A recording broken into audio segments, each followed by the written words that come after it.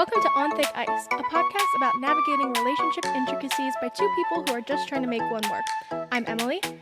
And I'm John. Each week, we'll be tackling the pressing issues we all face in our relationships but rarely address head on.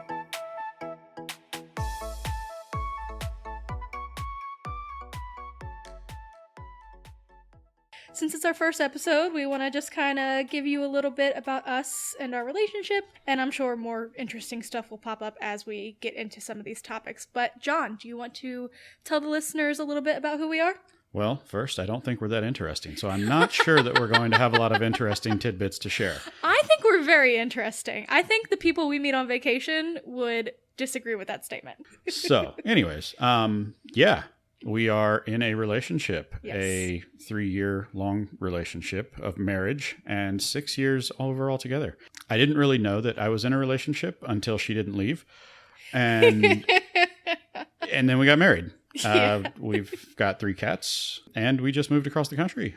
Okay, so for better or worse, John and I spend a lot of our time together. A lot of our time together.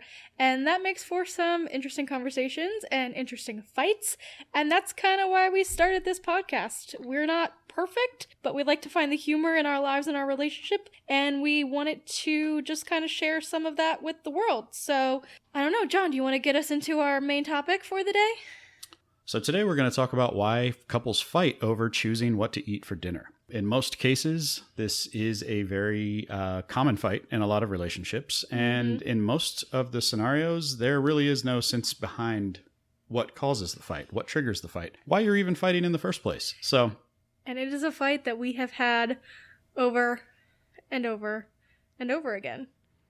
It is. And we actually had to come up with a very unique solution, which we'll share at the end. Possibly something that you could adopt. And, we have some other ideas as well that could head this discussion and or argument or fight or brawl or whatever you want to call it, and however deep it gets on your end. Right, exactly. So like I said, we each did our own research and kind of have our own things that we want to talk about. So I think John's going to get started this week. I am, actually. So I was doing research and I wasn't necessarily excited about what I found. It was a bunch of numbers and words and things that I didn't really like or understand and didn't want to. So I took a little bit of a different approach. And instead of using answers that were already provided, I wanted to find my own. So what I did, Emily, is I collected a bunch of information that I threw away. And then I basically asked myself, why do people fight over food? And that really didn't make a lot of sense to me. There wasn't a lot of logic behind that because you need food to sustain yourself. You need food to be happy and to live. So why would you fight over something that's so necessary? Can I say something? What? Because I think this is like a very interesting insight to who we are as people. And I think it's probably why this is something that we fight about. Is that you are very logical and I am very emotional. So your thought is, why are we fighting over this? We have to eat, right? Whereas I'm emotional. If we're not agreeing or you're not giving me input or something, then I get upset about it. You'll come to find that John is definitely the logical one in this relationship. Well, folks, you're going to find things that we learn as we go as well. So, lucky you. Okay, go ahead. I'm sorry. Okay, so why is it so hard to answer the question, what do you want for dinner? It shouldn't be that difficult, but why does it cause fights? And, I was really thinking about this, and you're not fighting over food. There's something else there. There's something else. There's an underlying problem. There's a deep, dark secret in there somewhere. Right. And I think a good logical first step, you see what I did there? Uh-huh. All right, would be to ask these stupid questions and try to uncover our own problem and maybe even trigger thought in other people's problems. Okay. What I'm going to do is I'm going to go over a couple of categories that I've identified by asking myself stupid questions. I'm going to ask you those questions and then we can kind of talk it out. Okay, so I'm ready to answer some questions. I feel like I'm going to cry. Are you going to make me cry? This is a comedy podcast. Okay. I cry a lot. I know. Well, this is not going to make you cry. Okay. I didn't go that direction. Okay, I don't think. The 3 categories that I kind of broke this down to as to what would cause a fight over something as stupid as food is the triggers as one, Pet peeves as another, Okay. and the secrets as the third. The secrets. The secrets. Okay, Yes. I'm intrigued. Right. I'm officially intrigued. That's why I saved that one for last. Oh, Ha man. ha ha. Got me hanging on the edge of my seat here. You're not in a seat. I'm sitting down. All right. So, for the triggers, Okay. let's go ahead and get into this. So, first question. Does the question of what are we going to have for dinner actually spark the rage as soon as you hear it? Now, what I mean by that is, does the question alone fuel the fire that hasn't even been lit yet? Like you're preparing for a boxing match. Like you already know that that question is going to cause problems. So you get angry immediately as soon as you hear it. And you don't even know you're about to fight, but you're gonna. Yeah. I wouldn't say well, okay. I wouldn't say I necessarily get angry, but context. I make the dinner plans. I shop for the groceries. You know, that's just my part of what I do. And so I always know if we're eating at home what we're going to have for dinner that night. When John asks me after I've already told him, like when you ask me that pisses me off. Well, I'm the worst. You are the worst because Yeah. you have a terrible memory. I do. Even if you told me 5 minutes ago, I'm You're still gonna forget. hungry and I need to know. Yeah. So like in that scenario, yeah, that like, oh, what are we having for dinner tonight? I'm like, are you fucking kidding me? Like I already told you. But in general, like if we like if we know we're gonna go out for dinner or something, but we don't know where yet, and you're like, oh, what do you want to have for dinner, or where do you want to go? That doesn't spark anger in me. I don't anticipate an argument in that situation. So what I was thinking about when I asked myself this question is what would trigger me? Mhm. And I know you have a lot of weird food things. Yeah. And I already know that 9 times out of 10, what I want is off the table because you probably won't. So in an initial trigger for me is I already expect that you aren't going to want what I want and we're Right. not going to agree. Right. So because of that, I already am prepared for the fight. And to that end, yeah, I have a lot of like things that give me the icks, like, and so do you, honestly. We have differences in our food compatibility sometimes, but I don't think that we have to eat the same thing all the time. That's not always applicable, but like when we are like out and about, if you want one thing and I don't want that, I'll be like, well, you get that and I'll get this and then we'll just eat together. But you don't like that. You would rather get something from the same place. So yeah, I have that too, where my first thought is that, oh, I don't want that, but I can get something else, but he's not going to want to do that either. So it like becomes a spiral. Exactly. Yes. So we've established that we already have triggers. Yes. So let's remember that Okay. because later in the conversation, that's going to become important. Okay. All right. Mhm. So the next piece, the next trigger section, a topic that I would like to cover is there a secret rule similar to the don't shop while you're hungry Mhm. scenario? Don't make major decisions when you're hungry. Like, what are we going to eat? You're already starving Definitely. and you're hangry. Yes. So why don't we just fight about it right off the bat? Right. And just extend our hunger and our Yeah. anger and everything else that goes along with it. Yeah. 100%. Because these things like always arise when we don't already have a plan, right? If it's 8 o'clock and we don't know, we haven't eaten, I don't feel like cooking anymore, then the question, well, what are we going to eat? We're already hungry. We already know we're going to have to wait for whatever to cook or Uber to bring it or whatever. Ooh, that's another one. Who's going to go downstairs and get the Uber? Ugh. Yes. Who's going to go downstairs and get the food? I'll tell you right now, it ain't going to be me because I'm already in my pajamas. Doesn't matter what time of day. So let's move on. So Okay. those are that's the trigger category. Okay. What initially sparks the anger right off the bat? You don't even have to talk about it. You just say food and it's fight time. So it's not the question, it's the implication of the question. And it's the context of the question, right? somewhat. Okay. In this case, the only thing I'm trying to uncover here is it the food you're fighting about? Right. Or is it the anticipation Right. Okay. of the food? Gotcha. Or the food fight, or whatever you want to call it. So the next part, pet peeves. This one is very important to me personally Yes. because I have problems. All right. Yeah. Okay. I do. I really do. I have some serious problems when it comes to this category. Mm-hmm. So, does your partner sound like they're building a fucking building while they're chewing their food? Screws, bolts, nuts, metal. You know, it's so bad. And then, you know, you add on top of that, you know, does your partner eat with their mouth open? Mm-hmm. So is it the food or is it the way the person consumes the food? Okay. So I already don't want to go eat with you because I don't want sheet metal for dinner. Right. Okay. Okay. All right. I have a question. One, do I actually chew loudly? You do not. Because I know you have that issue. This is not directed towards you. Okay. This is just a generalized thing. Okay.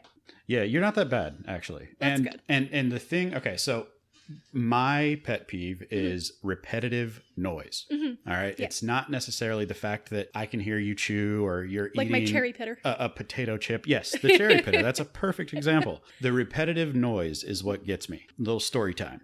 So I used to work with a guy years ago at this point. And oh my gosh, I know this story, don't I? Okay. I can't imagine you don't. Okay. So this guy, he drank his coffee in a special way. All right. He prepared it by, I think it was a Keurig. I can't remember what the hell he did, but he did half coffee, half hot chocolate. That's not the problem. Every single time this guy took a sip, he had a metal spoon in his coffee cup. He would ting, ting, ting, ting, ting, ting, ting, ting, ting. He would stir it. Then he would pull it up to his face. And then he could have been doing this for an hour, by the way. And he would blow. He would blow the coffee, and then he would slurp the coffee. Slurpers are the worst. Right, and then when he was done slurping, after the metal tinging, after the slurping, he did the smacked, and then he finishes it off with a with every sip. Every sip, every single time. I bought headphones and named them after him. They were called my Joes because when that started, I just anger, rage. I was table flipping time. It was time to go. That was actually not the story I thought you were going to tell. I don't think you've told me that story before. That was the worst one ever. Was it? Because remember the Cheerios guy? Oh. That's what I thought you were going to tell. Was that your last job, right? Yeah, that was the last job. The guy who ate his dry cereal? Yes. Oh my God. That's what I was anticipating. I almost let that one go. But no, actually, I have a worse one. I just re-triggered you. I have a worse one. Okay. So when I was working at the last job and we were in a temporary space because they were remodeling our building. So we were all in very close quarters. Okay. On a daily basis, this was like HD, by the way. Like this was high definition sound. It was bad. It at lunchtime happened every day. This person, I guess it was Lay's or something. You could hear every microscopic crack of those chips so clearly. I actually went to my boss at the time and I told him, and I just looked at my clock, my watch. I just pointed to my ear, and as soon as I did, you just heard this. Oh, God. Oh my God, it's happening. And this didn't bother my manager at the time until I pointed it out, of course. And then that's when he started to come to my desk and say, "Guess what time it is?" Right. And I was like, I put on my Joes. Well, that's the thing. I mean, like, for someone like you, that's obviously, like, you have that, whatever it's called, the misophonia or whatever. It is misophonia. That's a real thing. Don't underestimate it. I 100% believe it, but look it up. Like, for someone like me, I probably wouldn't notice until, well, it depends on how bad it was, but I probably wouldn't notice until you pointed out like you did with your boss. But anyway, that's just really funny. It's just funny that I thought you were going to tell the Cheerios story, and then it was the other guy. Yeah, so do me a favor. Just don't schedule your potato chip crunches next to me, and we'll be fine. Okay, fair enough. On the table. All right, let's keep going. All right, cool. So the next pet peeve is using your utensils like a preschooler or like you're on a hunt like for fisting? A wild boar, and you need to stab your food like you're a barbarian on a hunt. It is, and then you eat it the same way. You don't even like reposition your fork. You have your pitchfork over here and your battle axe in the other hand, and you're just going to town. You know who does that? I don't know if I should say. I doubt they'll listen, but I won't specify which one. Your brother. I could see that. All right. Okay. The last topic. The last topic. The category, rather. The secrets. The secrets. Oh, I have a stomachache. I'm going to poop my pants. Don't do that. Okay. All right. So, the secrets. If your partner decides to go to a place that you don't want to go to because you have a history there, either you know people there that you've made a fool out of yourself, you don't want right. Okay. your friend, I mean, your wife or significant other, Right. partner to find things out about you, or there's an ex that works at this place. Right. Any of those things, that's definitely another trigger. Yeah.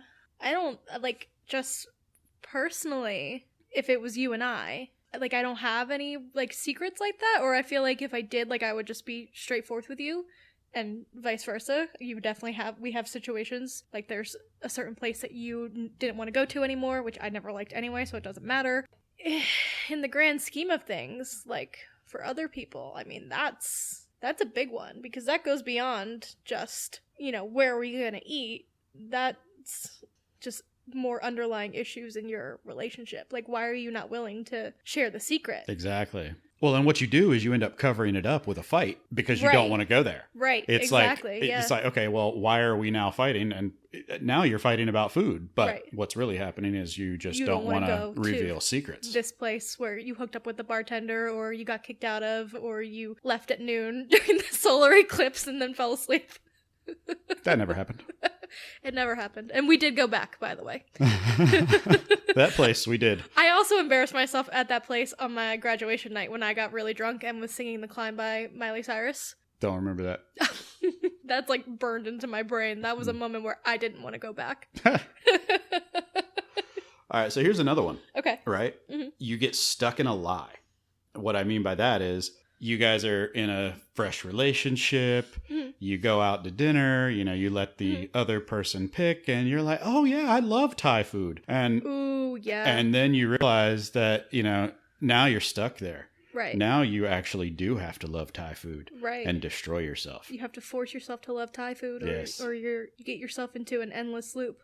If we're giving advice, just don't fucking do that. We'll get to that part of it. But that is a very common thing where people will say, they'll start a relationship not thinking it's going to go anywhere. And they accept lies, or they tell lies that they now have to live with. Right, because when you're first going out, it doesn't matter. You know what I mean? Like, your relationship is built on lies. Yeah, it's just like a thing. Yeah. But eventually, you stop, or you don't stop. Yeah, you know what I mean. Yeah, I don't think we had that problem at all. I think. No, I don't think so. Well, that's the thing, is because I'm just so weird about food in general that, like, if there's something I don't like, I can't pretend. Like, there's no getting around the fact that I don't like it. You know what I mean? So I don't think we ever had the opportunity for something like that. But there is stuff that you just don't reveal right away until the opportunity presents itself. And thankfully for me, some of my weird stuff didn't come out till later when I already had my hooks in you. Like, if I had told you on our first date, which is maybe not our first date, our second date, which is a whole nother thing, that I am freaked out, like legitimately freaked out by the concept of soup, would you have gone on another date with me? Yeah. Okay, well, whatever. I don't eat soup at restaurants. But you, like, that's like a really fucking weird thing. The fact that the idea of soup, not even the soup itself, because I do eat soup, but if I think too hard about it, it grosses me out. Like, that's fucking weird. So I kept that close to my vest until I couldn't keep it in anymore. I think it's weirder that you don't eat grilled cheese, but... I do eat grilled cheese. I just don't like American cheese. Fair enough. Okay, so this one is very valid and happens probably more than most. Okay. So I'm going to use you as the example, Emily. You have planned this amazing outing. You have this idea in your head. You have your meal picked out. You have the place we're going. You have the outfit you're going to wear. You know how you're going to do your hair. All of these good things. But you never told your partner. You never told me. And then when you tell me, you have this vision built in your head, and I don't want to do it. So what does that mean?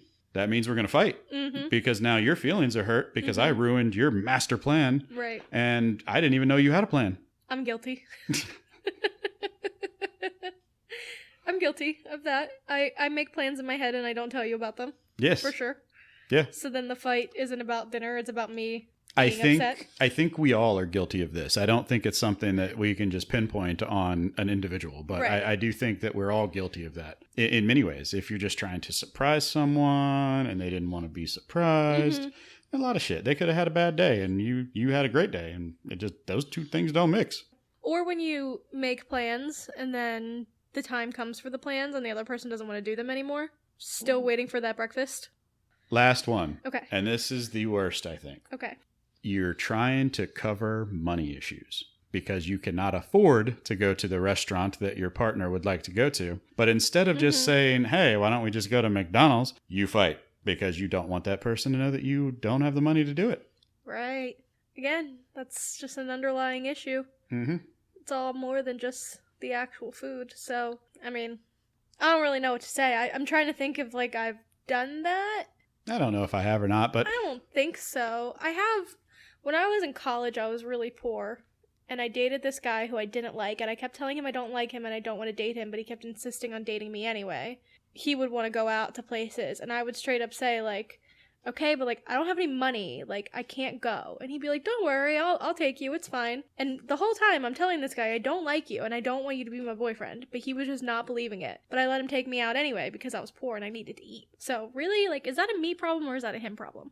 that was a weird question. You can just tell me I'm a bitch. It's fine. No comment. I plead the fifth. I don't know what that means. Fair enough. Yeah, so really, the point of my exploration there was, it's not the food. Mm-hmm. That's not why you're arguing. Right. There's something else. There are things that can be analyzed. There are things that you can do. And, you know, I have some things that we'll talk about at the end that can possibly help get ahead of some of these things. But the point is that you're not arguing about food. Right. It's not the Big Mac that pissed you off. It's not your partner that asked for food. There's something else. Right. You anticipated the fight. You built it in your head. You had disappointment. Right. You had fear. You had denial. There's so many different things that go along with this that uncover, why are we fighting over food? And that kind of, I mean, if you're ready for it, that kind of gets me into where I was going with this. Because, yeah, I mean, you're not fighting about food. You're not fighting about the meal itself. It's always something underlying. So I was going to ask you, do you think, we kind of touched on it a little bit, but do you think it's worse trying to think of what you're going to eat for dinner at home, like when you're going to make something, when you have groceries in your house, or when you're trying to decide where to order out from or where to go out to eat? Like, what do you think sparks more annoyance? For me, personally, yes. I think going out. Gotcha. Going out to eat is definitely more of a decision. Okay. Because there's a lot that goes along with that. You have to think about your attire, your mood, like what kind of mood you're in. And for you to both be in the same mood is difficult. I think being in a new city also adds to that. And because there's a lot of pressure because there's so many places and you don't know anything yet. That's what I was going to say. Everything's a risk. It's not a matter of finding food. It's the choices. You have so many choices to make. Right. And for somebody like me, I don't like making bad choices. Right. So that mounts on the pressure of trying to decide. And then, you know, do we need to walk? Do we need to Uber? You know, all of these things come into play. And I mean, even here, you know, we try to go find pizza. Don't get pizza in San Francisco. Do not get pizza in San Francisco. If you come from Philly and you go to San Francisco, it's not the same. It's disgusting and so expensive. Yes. For no reason. So yeah, that's like my short answer to that question. I do have a whole boatload of things for eating at home, though, but we can get into that later. Okay, because, like, for me, I totally agree with everything you just said, and I didn't think about it when I was, like, thinking about this originally, but I think still for me, eating at home is worse. And I think that's because, like, I pretty much decide what we're gonna eat. I decide what day we're gonna eat it on. I buy the groceries for it. And this is, I'm not complaining. John works full time. I do not. So, like, that's just my role in the house. One of my roles. But, like, not in a being annoyed with you, but just being annoyed in general. Like, the whole process of deciding what we're going to eat for a week drives me nuts because I don't like to be too repetitive, but I don't want to try too many new things because if we don't like it, like we just spent all this money on these fucking groceries and we're going to order out anyway, so that's annoying. And then that is basically what led to our home improvement, our home design change for what we're going to eat for dinner every night because I was already pre-annoyed with you before even the first time you ask, what are we having for dinner tonight? I'm already pre-annoyed because I've spent all this time thinking about it in my brain and now I have to fucking say it. probably not fair, but it just drove me nuts. So that led to the board, the what's for dinner board, where I write what's for dinner every single day and all the options that I have with the groceries. And that has helped a lot. But yeah, I think for me it's still eating at home is worse than going out. But that was just the first thing I wanted to say. I know you said you didn't want to get into numbers and stuff, but I did find some of these a little bit interesting. It says the average couple argues 156 times a year over where to order dinner from. Not even what to eat, just where to order from, okay? Mealtime is such a big deal that 2 in 5 of those polled said a lack of food compatibility would be a relationship deal breaker for them, which I think would probably be a deal breaker for me too. Like if you couldn't deal with the things that gross me out and I couldn't deal with the things that gross you out, it would just never work. Say that again? Food compatibility. Yeah. Like you deal with the things that gross me out. So like we don't eat certain things. Right. Because they gross me out. Yeah. Or like you have the cilantro thing. So I don't make anything with cilantro even though I love it because you don't like it. If we couldn't work that out, it would be an issue. Let's see, what else did I want to say? It takes the average couple 17 minutes of deliberation to finally make a decision where dinner is coming from, but 16% will take 30 minutes or more. So that just feels like a shit ton of time. And I'm getting hungrier. Exactly. You're getting hungrier and hungrier. Right. The entire time. And so you're just getting more angry as you go. Right. As you wait. Exactly. Yeah. I've got a interesting solution for that problem. Okay. You want to share it now or are you going to save it? We'll save it. Okay. So I found this like thread on Reddit, right? Where this guy posted. And so this guy posted on Reddit and it started this whole thread. So basically he moved in with his girlfriend. They'd been together for a while, but they had never lived together, so they had different schedules, but it never really mattered for them. The guy, the one who posted it, he grew up in a family that put a big emphasis on eating dinner together. Like, they were very, like, come together and eat your dinner, have a meal together at the end of the night kind of family. And his girlfriend did not grow up like that. Like, it was just eat dinner when you eat dinner, whatever. Grab food, eat it in your room, whatever. So they move in together, and all of a sudden, he's feeling shitty and left out because he wants to sit down at the end of the day and have a meal with her and talk to her. She's not used to that.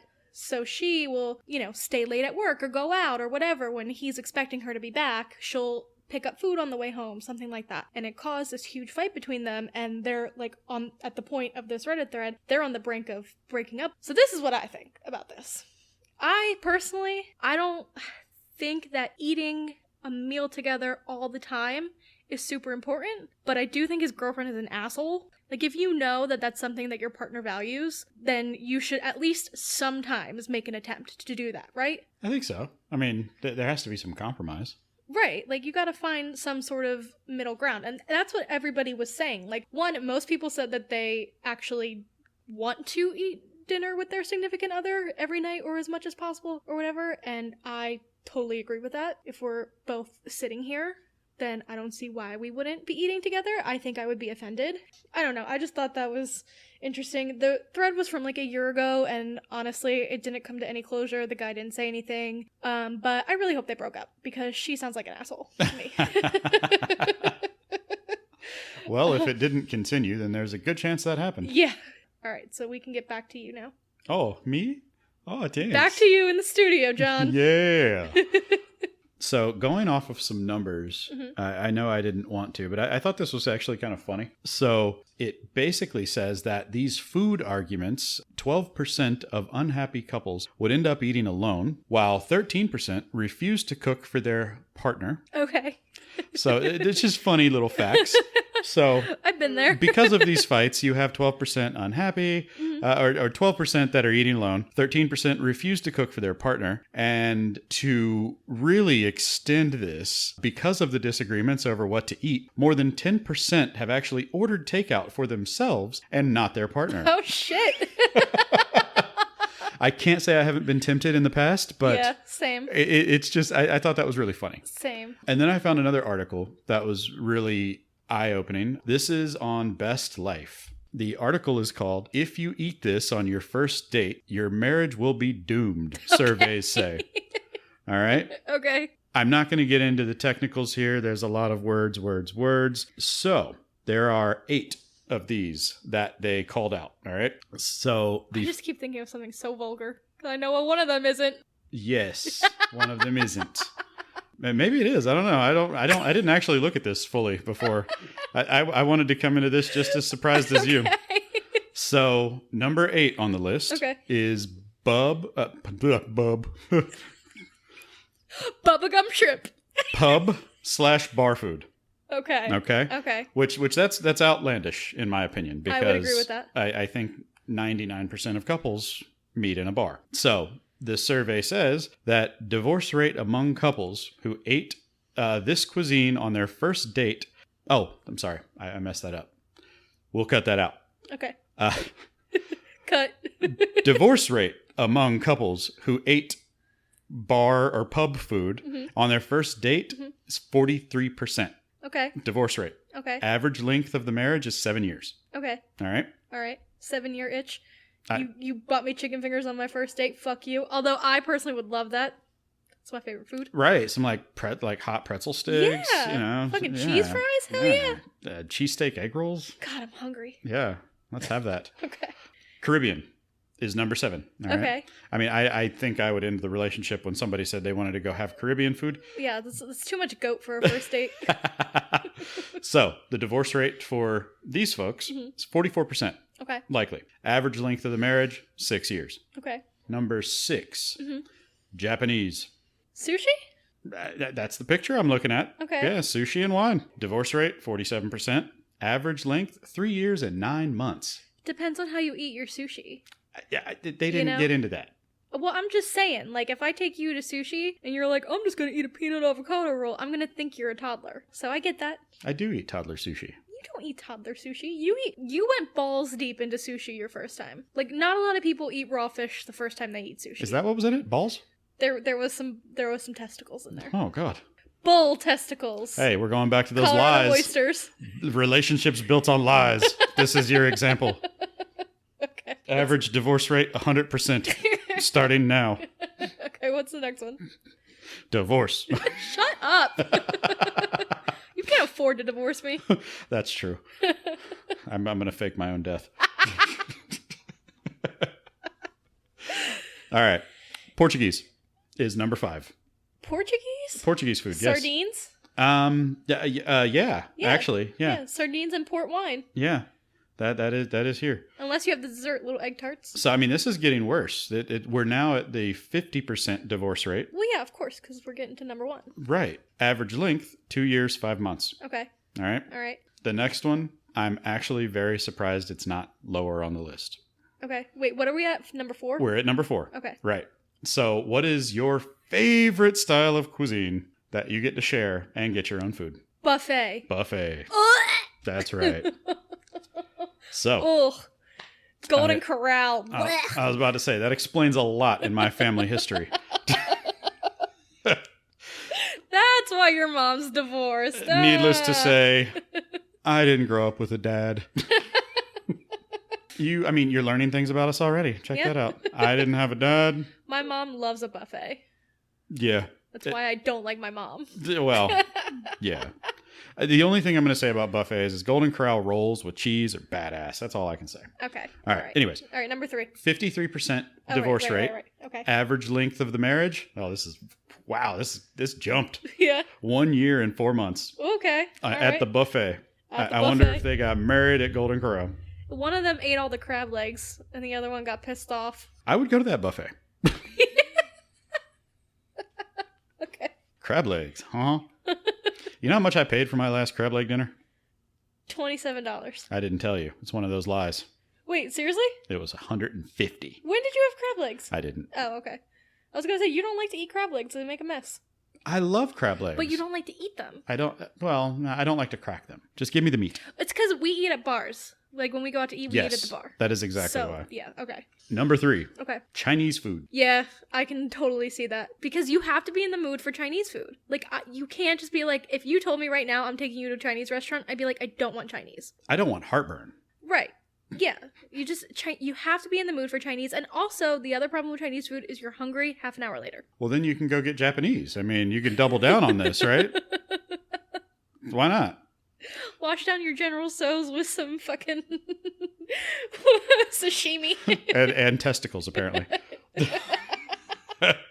Well, someone's getting washed down with testicles at the end of that day, I'll tell you that much. Okay. Okay. So Chinese, 55% divorce rate. This is weird. I guess it's the divorce rate is higher, but the average length is longer. Okay. So this is a 2-year Okay. span. All right. So I didn't expect that. That was a shocker. Oh my goodness. They last a little longer, but you're still going to end up divorced. Okay. This last one, I don't think I agree with. Wait, what are we at, number I'm sorry, 2? this is number 2. Okay. This next one, I don't know if I agree with. Okay. American food. How the fuck? That's too broad. I know. Like, what is that? And then let's see what they got to say. First of all, that's way too broad. And second of all, like, what? Well, all right, look, your marriage actually lasts longer. Okay. So it's 4 years of disappointment, but you're 59% likely to get divorced. That's so much worse because you already invested more time. And Right. then you end up divorced anyway. And we're going to touch on that again at the end. Okay, jeez, I'm sorry. I'm jumping the gun. Yeah. Don't be jumping my gun, bro. Bitch. I'll feed you testicles. No thanks.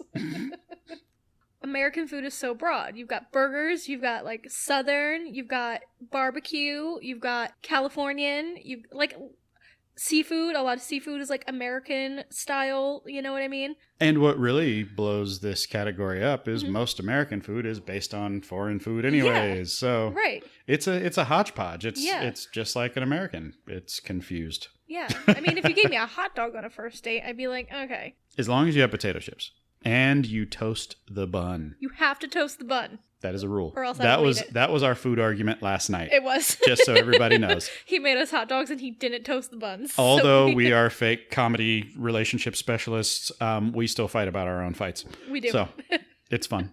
Okay. All right. Number 1. Number 1. Indian food. Okay, give me the rates. You want the rates? I want the rates. Okay. 67% divorce rate. Average length of the marriage, 1 year, 3 months.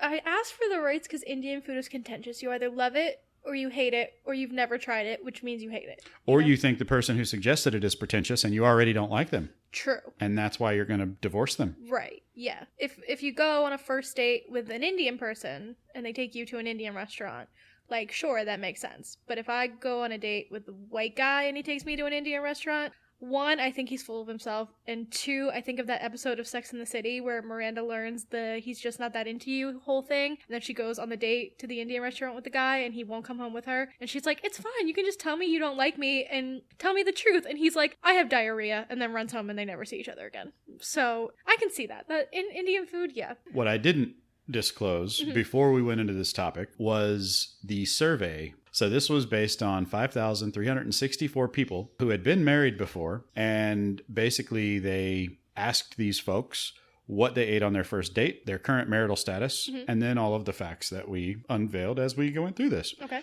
So that's where this information came from. I thought Okay. it was just a fun, stupid, ridiculous set of facts. Most facts like listicles like this, they are ridiculous, but they are telling. I mean, Well, I mean, I can make a case for and against every single one of these cuisines. 76% of most facts are made up on the spot. So Right. Yes, exactly.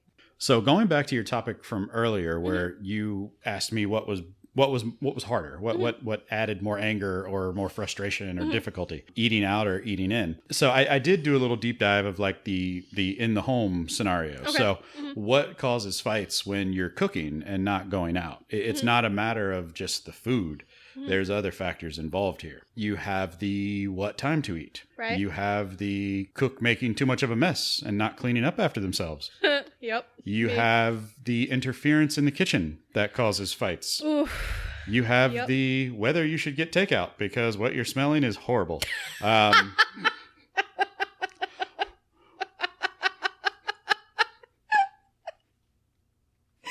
Is this a common occurrence for you?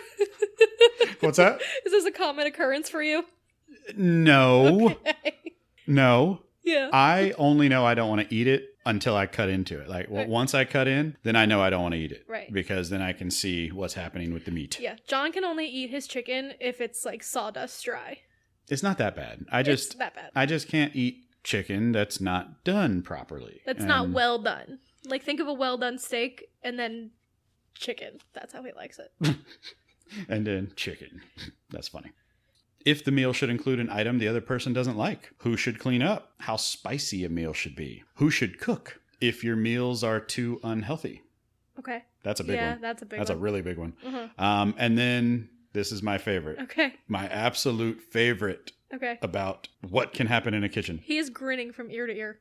Missing ingredients. Oh my God. That is my most annoying fucking thing. That just happened to me like 2 weeks ago, remember? Yeah. With the fucking lemons. I know. And I had to go downstairs to the little like bodega and ask him if they were decorative lemons or for sale. It was so embarrassing. Yes. So that is the list of why people fight when they eat at home. My number one on that list is interference in the kitchen. And that's because I like to cook, but it's overstimulating, you know? Like there's things going on, you have to be thinking about stuff. The kitchen gets hot, you have to worry about things, and then we also like both of our kitchens have been like relatively small. Yeah. So as soon as you add another person in there, I just get the fuck away from me. You know what I mean? I say get the fuck near me. I know. Yeah. I know. And then you are on the other end of the island, like I have my headphones in, and you're like trying to ask me to get you something, and you're like, can I have a soda? Yeah, and then you feel like an asshole for asking me. But I know. I've learned my lesson. When she is cooking in the kitchen, I stay on my side of the peninsula. That's it. We don't have an island. We have a peninsula. Okay, Mr. Geography. It has a connected wall. Okay. So does San Francisco. Yes, and it's a peninsula. It is. Yes. Oh. Yes. Okay. You know why? Why? Because it has 3 waters. Big waters. It has 2 waters that meet in the middle. And then just a little personal one I would like to add in here. Mm-hmm. So the other night I wasn't feeling that great. Mm-hmm. And I had a dizzy spell. Emily was a sweetheart. She was great. She made me pizza bites at 10 p.m. because I was just feeling dizzy and I didn't want to get up and fall down. I'm going through a lot of changes in life right now. He's going through menopause. Yes. Menopause. Thank you. Anyways, I was feeling dizzy and I felt like I was going to pass out. So I thought maybe some food would help. And at 10 o'clock, I know it's not that late, but she got up, not a problem, cooked me some pizza rolls and I ate them and I didn't feel any better, but I ate them. That not to her fault, of course. Uh-huh. But as this is happening, I wrote this little note to myself. She probably thinks I'm faking and hates me right now. So I had to add that because that is also a thing. I mean, yeah. I did not fake it that time, but there have been other times that I've faked things and to either not go to certain outings or not to cook or whatever. I just thought that was a fun little tidbit to add in. Well, that's nice. I mean, I just consider feeding you one of my jobs. And to be fair, I did not think you were faking it the other day, but I do think you are dramatic sometimes. I do have I have to have the battle with myself. Like, okay, is he being dramatic or is this legit? It was legit. Yeah. It was legit. I believe you. I believe you. But I'm just saying, like, you be dramatic sometimes. I do not be that. So this is something I found online, and then I just have thoughts about it. So this is from BritandCo.com, how to decide where to go out to eat. So the number one thing they said, or this, it's not number one, but it's just like a list. So number 1, open table roulette. Search by rating, cuisine, and location to help you find the perfect date spot and no wait times. If you and your boo, and they keep saying boo in this thing, it's so annoying. If you and your boo are all out of ideas, simply punch in your preferred location and cuisine, close your eyes, and click. That sounds like a recipe for disaster. That sounds like it would cause even more fights because now you're trying to have fun and gamify it, but you picked the wrong fucking thing. I don't want to go there, but then you ruin the game. I don't know. To me, that just sounds really stupid. Yeah, that's a weird approach. Yeah. Yeah, I'm not sure I followed that one. Yeah, okay. So number 2, this is called Pick 3. This game is especially great for highly opinionated couples. It's simple. One person picks 3 restaurant options, and the other person chooses 1 out of those 3. That way you're both able to get your way and have a say without taking years to debate. So I feel like we do this, like, unconsciously, right? We have what I would call a process of elimination. Yeah, which is kind of what this is. Yeah. I mean, this is like, it's got structure. These are like 3 things I could go for right now. Like burritos, fast food. I'm just thinking like what we order from Uber Eats. Or like pizza, which we don't order here. But yeah, lay those things out. And then the other person is like, okay, yeah, I could go for this. Or just narrow it down even further until we just land on one that we both agree on. Right. So that one makes the most sense to me because I feel like that's just what we do anyway.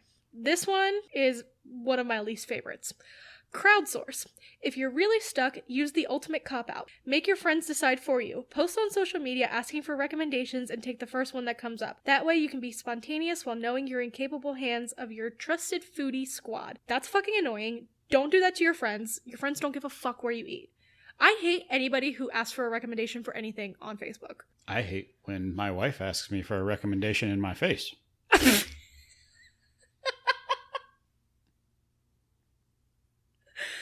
What? I'm kidding. I don't even know what that Jeez. means. Okay, anyway, don't ask your friends what you should eat for dinner because they have to figure out their own dinner. They don't give a fuck about yours. Okay, number 4, food bracket. This is just insane. Have some fun and create a food bracket. Start with 8 restaurants, pit them against each other, and choose winners until you have your dinner champion. That's fucking insane, right? Is this Guy Fieri's Right. what is it? Guy Fieri Cinematic Universe? Yes, that. Yeah. This is not Tournament of Champions. It's not fucking March Madness. Like, I would be so hungry by the end of that. Right. That sounds horrible. It sounds like you're in the bad place. Yeah. It sounds like torture. Okay. I think that's the actual worst one. But number 5 is Plated or Blue Apron or HelloFresh. Deciding what to eat doesn't necessarily mean eating out. If you and your boo would rather eat in, use a subscription service like Plated or Blue Apron. These services will choose your meals for you, giving you the luxury of not deciding right from the comfort of your own home. Except that's not true. Because when you get these subscription services, you still have to pick what they're going to send you. And then you have to pick which one you're going to make. So that doesn't help. That doesn't solve the problem. So my point is that this fucking article is bullshit. Yeah. It just has a bunch of terrible advice. Right? I didn't like any of that. Yeah, that was all terrible, just awful. But that's what comes up when you're trying to decide what, like, if you're trying to like be proactive and Google things. Well, I'm glad I'm creative because I came up with a lot better than that. Okay. All right, so John's going to solve our problems now since the internet can't. I am. Thank you, Emily. You're welcome, John. Going back to some of the things that we covered earlier on, I have developed my own basic dinner rules by John to share with all of you, and I hope you hate it. I probably will. So, first off, don't build your relationship on lies. Don't start lying. Don't be a fucking idiot and say you like Thai food when you know that in 30 minutes you're going to be pressure washing the toilet. Period. Okay? Okay. Just saying. All right, no Thai food. All right. Drumming on the tub, whatever. Cover that up. Fighting for your life in the Yes. bathroom. This is my life now. Okay. All right. So, my next thing. This is a step. It's not a solution, but agree on places that should be permanently removed from consideration. Yes. Period. Yeah. Okay? I have things I don't like. You have things you don't like. Let's go ahead and establish that. Let's put our norms down. Let's set our roles, and that's it. Like, we don't ever eat at Chipotle. Right. I do, but he doesn't. Right. If we're going to eat together, we do not eat there. Have a default place to go. Yes. Okay? Ugh, I miss having a default. I know. Back home, we had our default, and it was great. It was our cheers. We knew everybody there. They knew us. I did a lot of stupid shit in that place, and I would still go back. Yep. So they took care of us. I loved it. And it made things so much simpler because when you're sitting there having the conversation and you just can't get anywhere, you say, fuck it, we're going to Pals. Yep. Pals Tap House. You're still a real one. Happy 9th anniversary to Pals, by the way. Did you see that on Facebook today? I did not. 9 years of Pals. I don't play Facebook. Edwin, if you're listening, you a real OG. Absolutely. Okay. The next one is have a snack. Yeah. If you're starving and you know you're going to have a problem making the decision, have a snack. Let it digest. I'm not talking about filling yourself up. I'm talking a micro snack, just something to get you past the hangry. Yeah. So that you can have a diplomatic conversation about food. This piece kind of piggybacks on that. So just take turns deciding. And whatever that person's decision is final. Right. Period.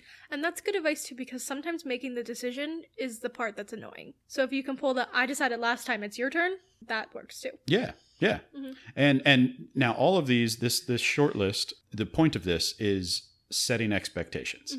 If you know what to expect, you are less likely to be surprised. Right. So if you remove the element of surprise, then you are more than likely to work through this process smoothly and not be surprised in the end, or fight, or divorce, or eat American food, whatever the hell American food is. God forbid you eat American. So one of my favorite solutions that I found to this problem.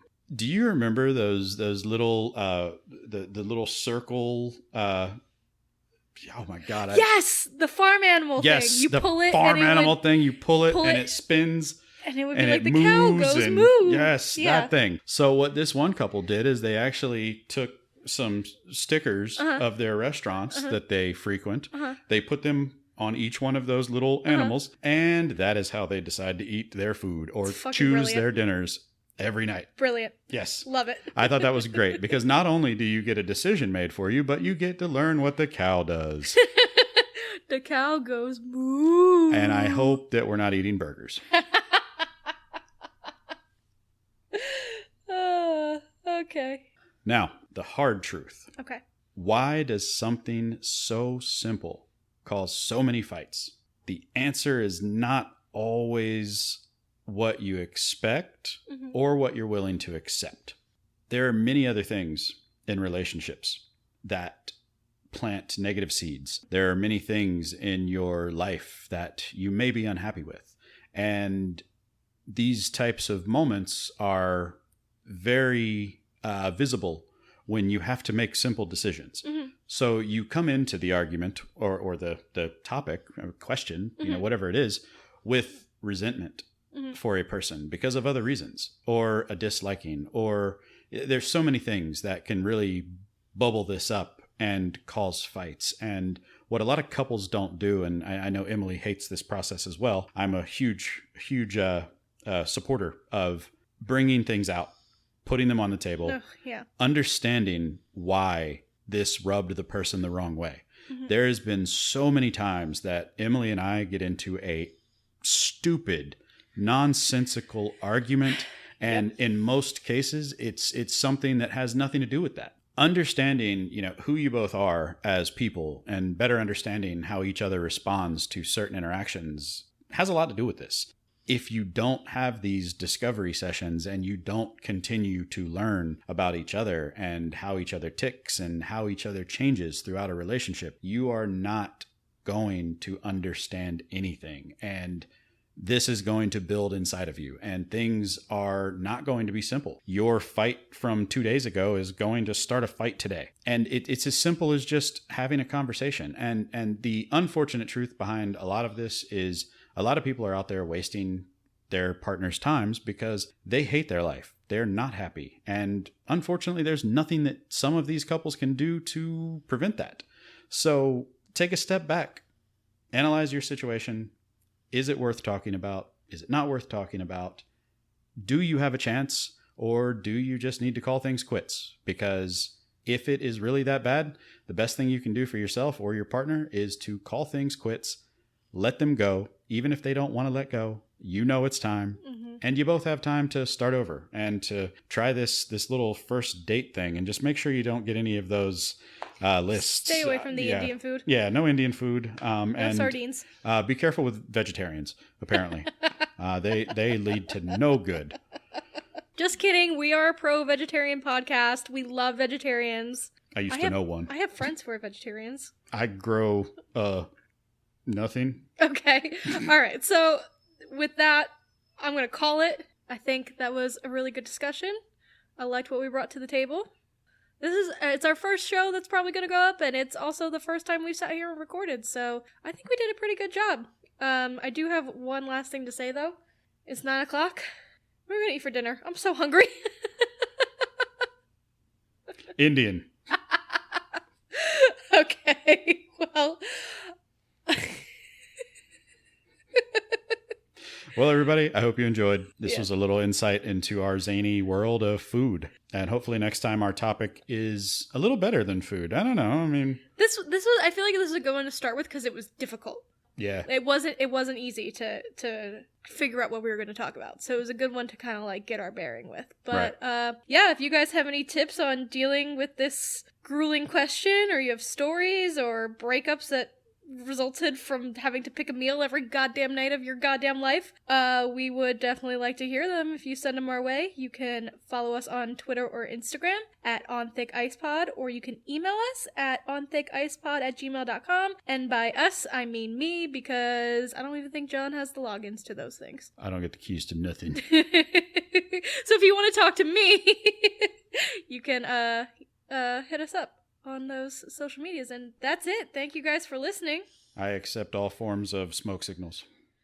What? If you want to communicate by carrier pigeon, you can address it to John. I'm old-fashioned. It's cool. On Thick Ice is created, hosted, and produced by Emily and John Shacklet.